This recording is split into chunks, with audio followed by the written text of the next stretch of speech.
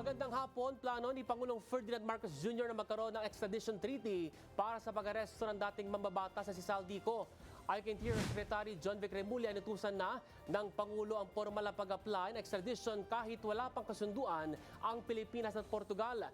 Ayon pa kay Remulla, dadaan muna sa Interpol ang kahilingan para sa repatriation ni Ko kung mapapatunayang nasa Portugal nga ito. Pinaniniwala ang nasa Portugal si Ko sa gitna ng mga pag-aresto kaugnay ng kaso sa anomalya sa flood control project sa Oriental Mindoro.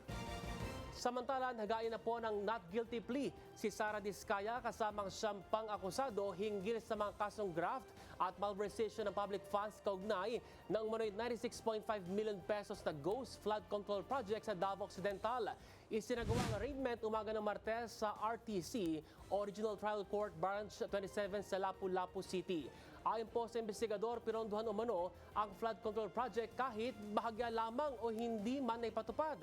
Sinabi rin po ng mga otoridad na naproseso ang mga dokumento at nai-release ang bayad na parang tapos na ang proyekto na nagresulta sa umano'y misuse ng milyon-milyong piso. Inakusahan po ng prosecution ang mga nasasakdal ng pagsabuatan sa pag-aproba, pagpopondo at pagpapalabas ng bayad na labag po sa Anti-Graft and Corrupt Practices Act at sa mga batas sa malversation ng pondo ng publiko. Pero tinanggi po ng lahat ng akusado ang mga paratang at iginiit na sila ay inosente. Abangan ang pletong ulat mamayang 10:45 PM sa Balitang A to Z. Ako po si Ace Cruz.